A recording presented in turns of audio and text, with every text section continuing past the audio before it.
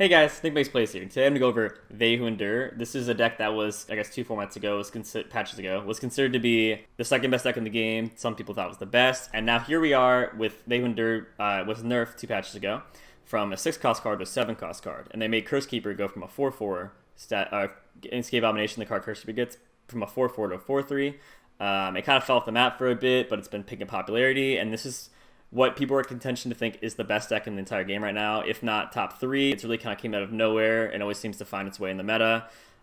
This deck's very good. I know that the current rank 1 NA got to rank 1 NA with They Who Endure. Many top players are playing They Who Endure. It's a deck that pretty much is becoming one of those popular decks on ladder, and I just thought I'd show you how to play it in case you want to rank up. I've recommended this deck to multiple people, and they got through Diamond, got to Masters, or through Plat to Diamond. And I actually am coaching someone right now with it to Masters, and we're winning a lot. So here's the deck. Really, if you guys want to rank up, especially nearing the end of the season, this is probably the best way to do it, and it's a very straightforward deck. Well, let's get into the deck. All right, so this is just, I'll explain my version and why I play it the way I do. So I'll go with Carpet Card. 3 Ravenous Butcher. Most people play 2. I play 3. I know the guy rank 1, I think. I talked to him a bit, and he ended up playing 3. Because you want to max... Okay, so this card, Ravenous Butcher, costs 0 to play me kill an ally. So what you want to do with this is kill Curse Keeper, and when Curse Keeper dies, it summons Escape Abomination, a 4/3. But keep in mind, this costs 0, this costs 2. So on turn 2, if you had, let's say, you're attacking on turn 2, right? You have Bark Beast on 1, first smile dies, grant me +2/+2. You play Bark Beast on 1, Curse Keeper on 2, and then Ravenous Butcher. Then you have a 3-attack Bark Beast, a 4-attack Escaped Abomination, and a 3-attack Ravenous Butcher. It's 10 damage on 2, they have no blockers. 10 damage on turn 2. You know, turn 3, you can also just do this in the Curse Keeper and stuff like that. So I play 3 Butcher to max out the ability, the chances, like the likelihood of having this huge, insane damage output on the early turns to make sure the deck, that's one of the strongest things that I can do, is have these insanely powerful early game combos and early game damage output, and I just want to make sure I max it out, because it's one of the big strengths of the deck. Second is Bark Beast. It's a 1-drop, it's one of our 2 1-drops. First mana ally, show me +2/+2. It's basically like a 3/3 for 1. It's how you do part of the big damage output. Card's amazing. 3 Omen Hawk. So you used to run Hapless Aristocrat, and people are like put in and out of Omen Hawk in this deck. It's like, if it goes Curse Keeper, it's not that great. It kind of is okay, because if you can't kill a Curse Keeper and you attack with it, they're not going to block it, because they'll get defect usually. So you're just kind of chipping for 2 damage each attack. But Hapless Aristocrat is good because you can tribute for a Caretaker and get a Spider. Gives you 2 units to die for They Who Endure, which says, when I'm summoned, grant me +1 point for ally that died. But I think Omen Hawk's actually better the more I've been testing it. It's so insane, because if you tribute this for Caretaker, it's totally fun. You're just using a 1/1 that buff things. It's not that different from Hapless Aristocrat. You just don't get a Spider. But the really insane thing is it can just automatically win you the game a lot of times. You summon Omen Hawk. If you summon Omen Hawk on 1 and draw into Elise on 2, you have a 3/4 Fearsome Summons a Spider on 2. And that's insane. I think a lot of decks actually just can't beat that on 2. You kind of win the game by turn 2. It's so powerful. Getting a Kalista, like buffing Kalista, so I guess either of the champions, instead of a 4/3, where people can commonly on 3 block, they can do like play a 3/2 to block her, and it's awkward because you want to attack on 3 because you want to have that huge pressure. She becomes a 5/4, a 5/4 on 3 with Fearsome, super powerful. If you level her up to 6/5, that's a 6/5 for 3 mana. That has this amazing effect. I think Omen Hawk's very, very good in this deck. I used to run Wraith Caller, so I had less Pharaoh cards, but I really think Omen Hawk's so powerful. I think that Omen Hawk's always been in contention for the best 1-drop in the game, and this definitely fits in this deck as well, even though she has some weird interactions. Oh, buffing this to a 3/5 makes it so much harder to get rid of Neverglade Collector when ally dies, drain 1 of the Nexus, but we'll get to that later, so let's move on. 2 versus Sentry. Alright, so originally I didn't play this, and I mean, I've always played in and out with it. People put it in and out with it. But I went with an all aggro version, like a way more aggressive version, and I would find myself like running out of steam sometimes, especially during the late games, or not drawing into Endure. And I think Sentry is just really good to help consistency of the deck, because it gives you extra 2 drops. Instead of 6 2-drops, you have 8 2-drops. In a deck that has a really strong early game, you want to be able to capitalize by drawing the 1 2 3, 1-drop, 2-drop, 3-drop, and doing huge damage output. So it helps your consistency by having more 2-drops. It helps you refuel, because it can trade with something early game, and then you just draw a card anyway, and then it still makes the Endure +1/+1 stronger. Is very good. Having 2 is a good amount, because it's not as clunky, because it's not a card that really does anything by itself, especially the later the game goes on. So having 2 is kind of perfect, so where it's just like a card that you have that can trade, and then when it does, you just draw a card, but you're not having like clunked hands of having multiples of them, where your hand doesn't really achieve anything or do anything or can't deal with boards and stuff like that. And I think eight 2-drops is a pretty good number. 9 is a lot, but yeah, I think the 2 sentries, very good. It's been amazing. It's ever since I didn't have it originally, but since I've added it, it's been phenomenal. All right, so next we have Curse Keeper. This is like basically one of like the main cards of the deck. So powerful. This is how you do all the super strong early game combos. So it's a 1/1 that can't block, but when it dies, someone's a 4/3. That's insane because you just kill with Butcher and you do huge damage. But also, a card we're gonna get to, this is like the big combo, is you have Curse Keeper on 2, and then on 3 you play Belated Caretaker. Kill an ally to summon 2 saplings. So what you do is you play Bark Beast on 1. First time ally dies, you're gonna +2/+2, so it's a 1/1, right? Plays Curse Keeper on 2. It's a 1/1, so you have 2 1/1s. Then on turn 3, when you're it's really good when you're attacking on 3. If you're attacking on 4, you can play Kalista on 3 and then play this on 4. But let's just say you have Bark Beast on 1, Curse Keeper on 2, so you have 2 1/1s. Then on 3 you play Caretaker. You tribute the Curse Keeper, which then summons the Escape Abomination, and it also an ally died, so then it gives us +2/+2, so it's a 3/3. So now you have a 3/3, a 4/3, the 2/1 Bladed Caretaker, and 2 2/1s with Challenger. So you just hook both their units away that can block, and you attack for a guarantee that's 9 damage, I think.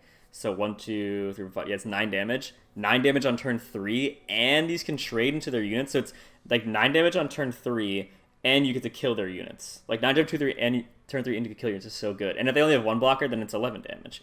Some of them have no blockers. It's a 13 damage on turn 3. On turn 3, I mean, usually you don't have a blocker, but you get to trade with it for free. It's free value. This card gets you like, it's not just like for damage output. Like if you get both these saplings to trade with units, you're trading 2 free cards for saplings for their units, and you get to do this big damage. It's very and it all levels up They Who Endure. When I'm summoning Grammy, +1/+1 to I died this round, or this.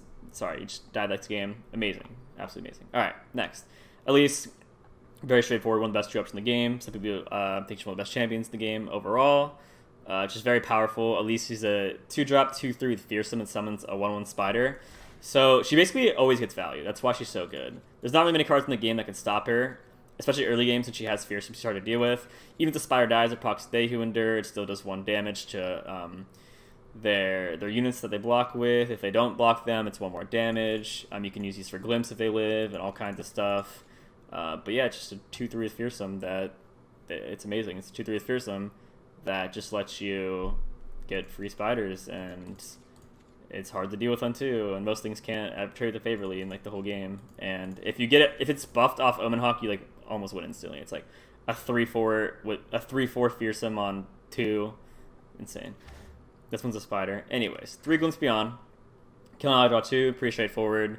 You can use this to activate your Curse Keeper. With this, it draws 3, but it's usually just a card used in response to refuel. Like, let's say they're like in a Vile Feast Caretaker.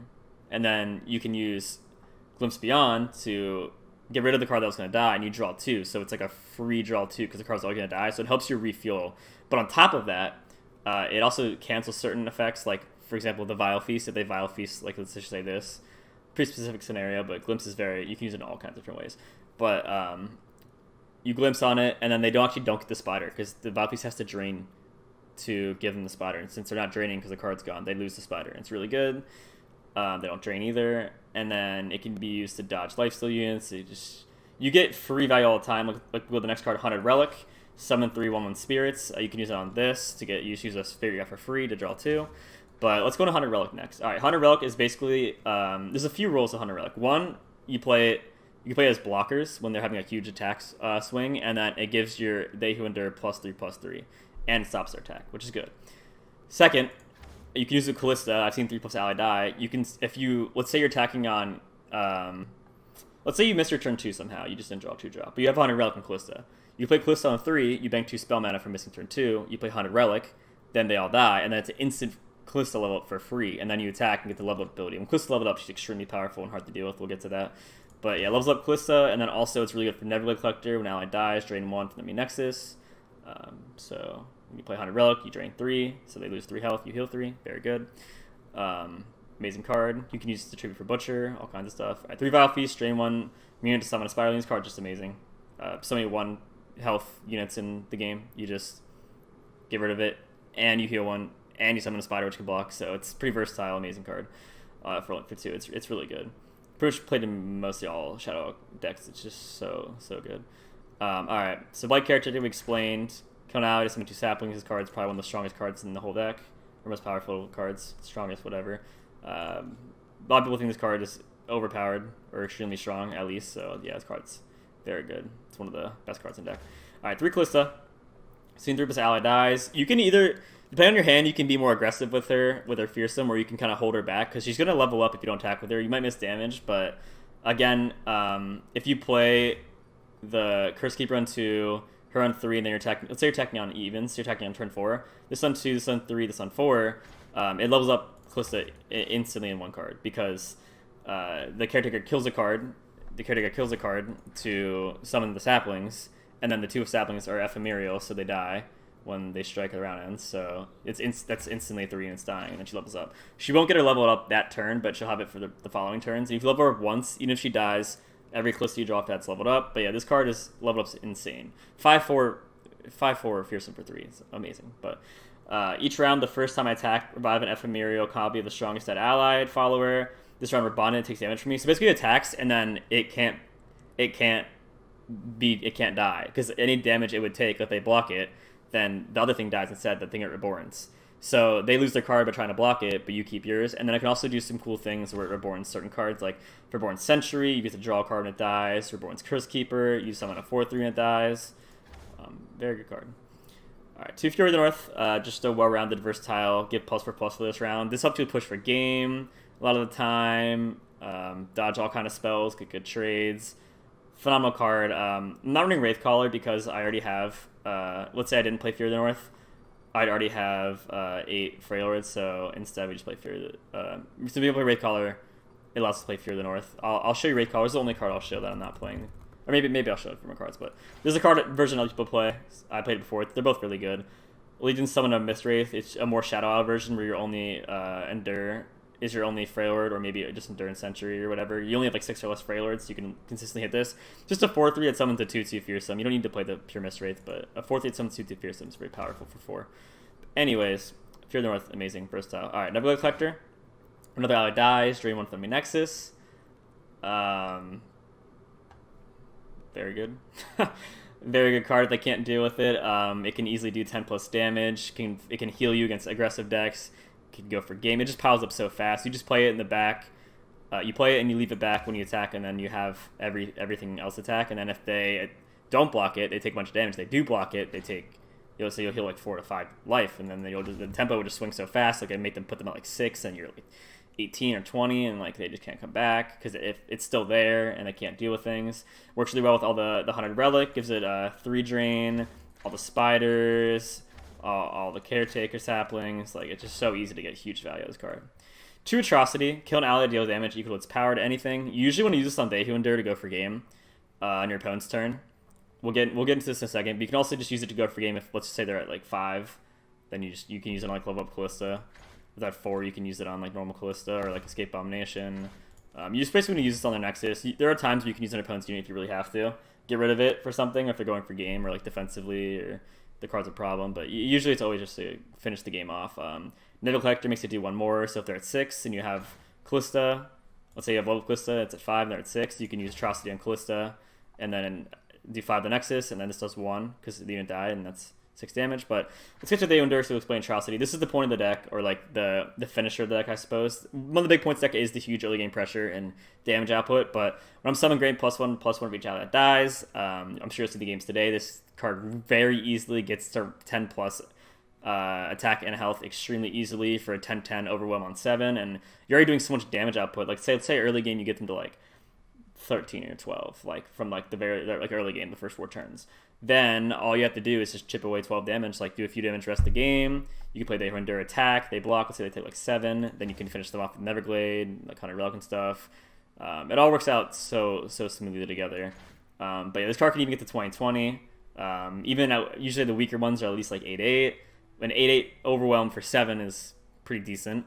A 10/10 is amazing. A 20/20 is insane. Decks can't block this. Like the way it has to lose, it has to kill by vengeance or get stunned and stuff like that. But that brings us to Atrocity, where if you don't kill them, even with Endure, Let's say they would stop it or stun it or whatever. Even if they have Will of Ionia, but it's their turn now, so you have enough, your mana's already refueled, you can use Atrocity, or if they try to get rid of it, use Atrocity on it and you kill them in one turn. So this gives you the option to make Endure kill them in one turn, either on their turn, or it's very versatile. So that's the deck. Let's get into some games. Oh, playing the #1 ranked player in North America right now. Biz Raven. That's very interesting. This is a deck I used to play for fun. Hand's pretty good, not gonna lie. So you don't really want to keep. We know each other. You don't really want to keep Glimpse because it's a you want to have units early game pressure with units and draw on the spells later. The Sand's really good, so we want to definitely do the Curse Keeper Caretaker combos, one of the strongest combos in the entire deck. But we're going second, so we can't do this on 3, we have to do this on 4. So like an ideal turn would be turn 2, turn 3, turn 4. But the issue with that is we'd be missing a 1-drop, and he's playing an aggro deck. But I don't think it's worth messing up our home again to try to get the 1 extra 1-drop, or the 1-drop. Okay, we got a 1-drop, so we open like an amazing hand. The only thing that made this better is if we were going first, so we could do the caretaker on 3 instead of 4. But still absolutely phenomenal. This should be very powerful game. This should be a pretty good showcase of how strong that can be. So he's thinking pretty hard on 1. Either probably has multiple 1-drops, or none. Okay, this is an aggro deck. It's like an elusive aggro deck. So here we get attacked for guaranteed 1 damage, or we could play this. He's not gonna block this no matter what, so we still have the same number, the guaranteed 1 damage either way. But this potentially will plus 2 damage. So by playing this with extra damage. Usually when attacking... Okay, we could have done either way, and that's what that's. Usually when attacking, you want to think about the damage you can get guaranteed versus the maximum damage you get by developing, but then what they're going to summon to block with it. So it's like if you have a 1/1, and you could attack for 1, or you play like your other unit, but if you do, then they'll just block it.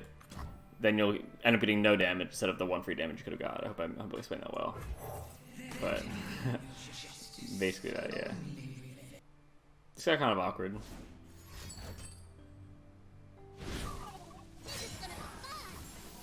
Spots you didn't attack with that too. Guess he wants it to be able to block this, so guaranteed trade. Okay. I know what lurks in the shadows.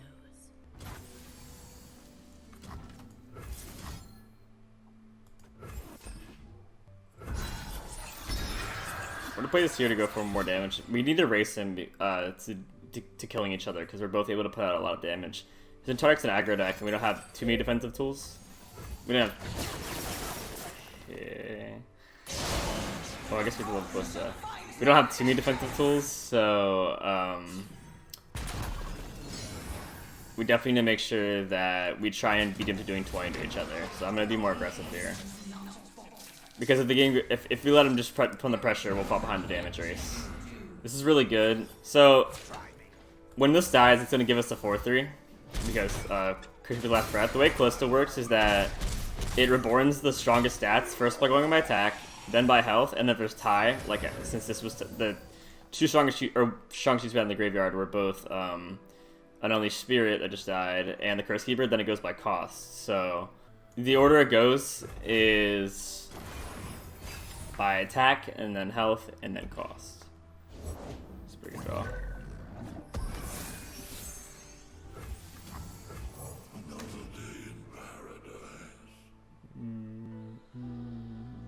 It's looking pretty solid for us. I think that we're in an amazing spot.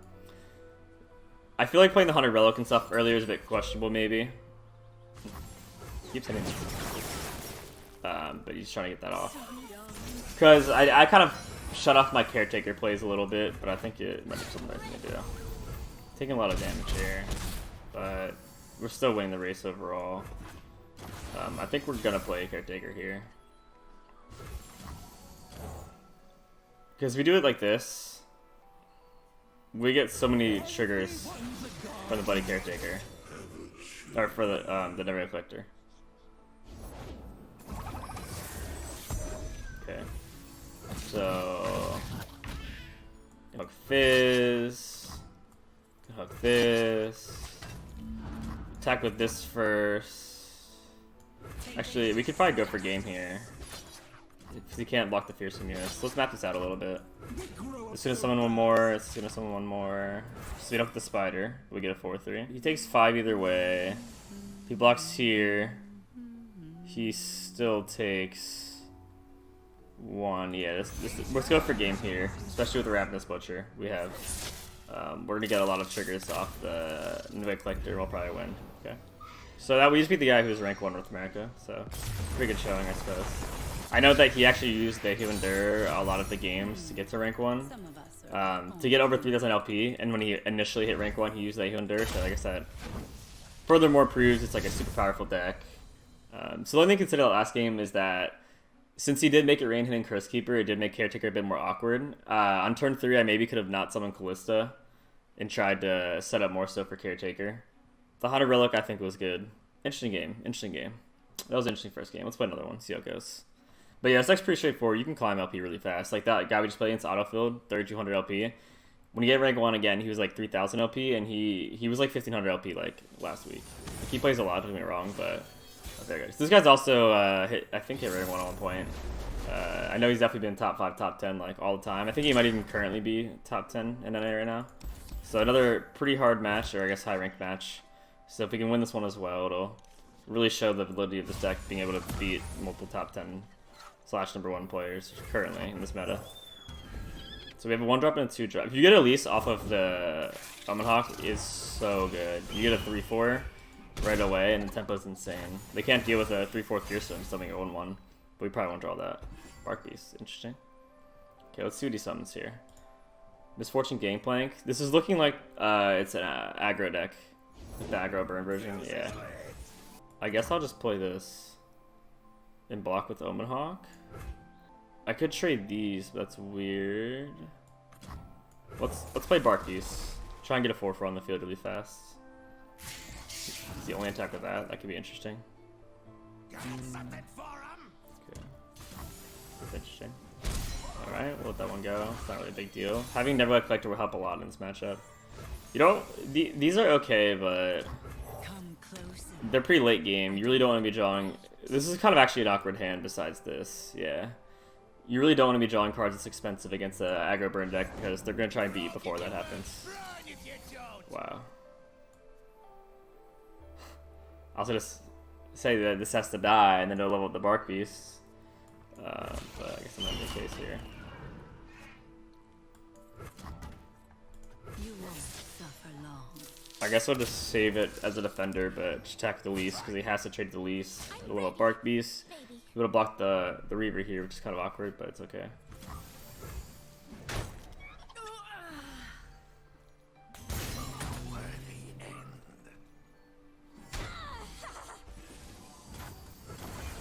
This is a bit awkward for us. Let's hope we draw playable cards. It's not really what I had in mind, but I guess we can use Fury this turn. This is going to be a good trade if he attacks with that. I'm assuming he still will, despite it being blocked well. But yeah, we'll Fury the Spider here. Let's see how that one goes. This can get a full block, which is good. Still has 3 mana. I think Misfortune would be pretty brutal here, honestly. Yeah, Misfortune would be insane. Okay. I wonder what he was thinking about to not play that card. That's like the perfect card you would want here. Yeah, Misfortune's kind of winning this game for him right now. Without that, I think it put him in a good spot. It's pretty brutal. Well, it don't want to die.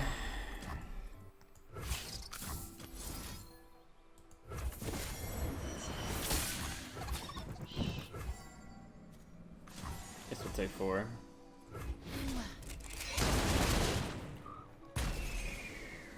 I think it's all gonna come down to what we draw.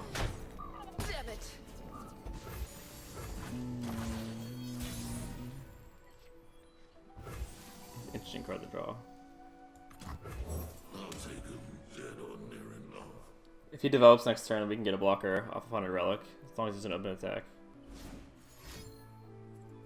Okay. There we go.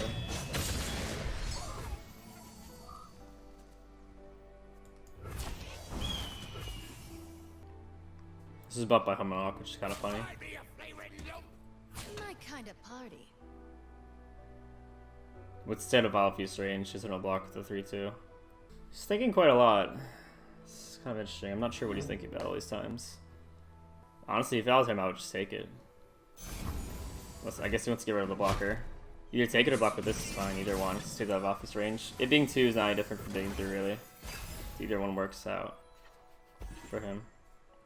That's pretty good, because now we won't die to Misfortune straight up. Let's see if he open attacks here. That's what I'm afraid of. I'm hoping he gets greedy and summons something, so we can play Hunter Relic for blockers. Okay. Well, we play just gonna die. Don't want to block. This can't block this because of fearsome. We don't want to block these either, so we'll just lose 1 health. It's fine. Try to play a big Vayhunder and stabilize maybe. Maybe draw Atrocity and win by tempo. Yeah.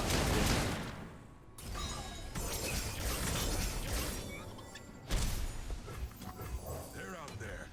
I'll spot them.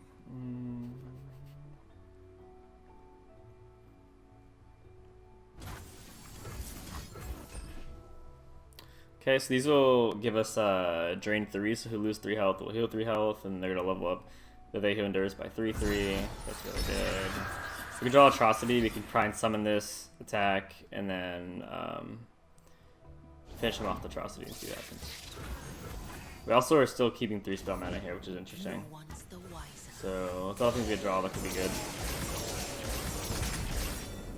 I mean, he'll probably be fine. Oh, that was an amazing draw, actually.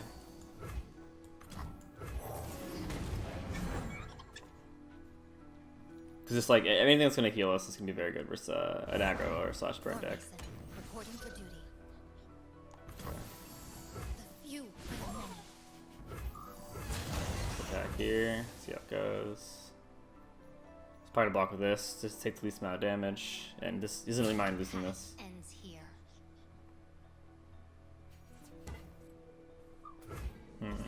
He might leave it there just to try and go for a huge open attack and go for game, but I don't even think that's game.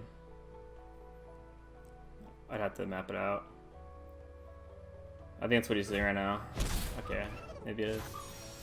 Alright, so you could have Fervor or something, but we're gonna do this now prematurely so we get a blocker from the spider instead of open attacking. If you attack with everything right when the round starts, we wouldn't have the spider as a blocker because we'd be using the Vile Feast in battle and the spider wouldn't be there to block yet. This also stops 1 damage if this goes through, or if this thing gets destroyed because won't get the attack deal one of them in Nexus. Okay, it's Fervor. Pretty afraid of that. We missed out on our heal there. This could be very dangerous. Definitely best draw we have is Atrocity, but another Vile Feast would be nice. Interesting. Well, if we don't upset anything, we roll one. Well, we have to block with these first.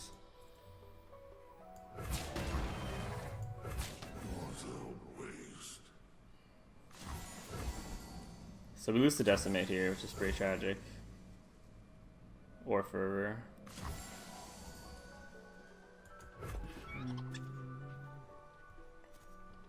Or a lot of things, honestly. I guess our best draw would be Glimpse. Because that way we can, if this goes through and he has Decimate, then we can Caretaker on the Endure to heal to 4, and then if he decimates, then we can glimpse one of the saplings and heal to 5, and then he'll do 4, and we'll still be at 1 health. But we're probably gonna lose here, I assume. Really against Price. He's pretty hard. He only has a few cards at hand. I feel like he probably either wins or doesn't. Straight up. Okay, we do glimpse. I'm really good. So as weird as this is, we have to Caretaker the Endure to play around Decimate. And then it doesn't really matter though, because we're just gonna play this and have game next turn anyway. Remember the objectives. Do I want to glimpse now is the question. I think so. Try and glimpse down to draw into another glimpse in case he has Estimate. Actually wouldn't win. We can draw Vile Feast. Yeah. If we can draw Vile Feast right now and this is Decimate, then if he uses Decimate, we can Vile Feast our card. But either way, it's this game right here, so... Does he have like another Fervor, or...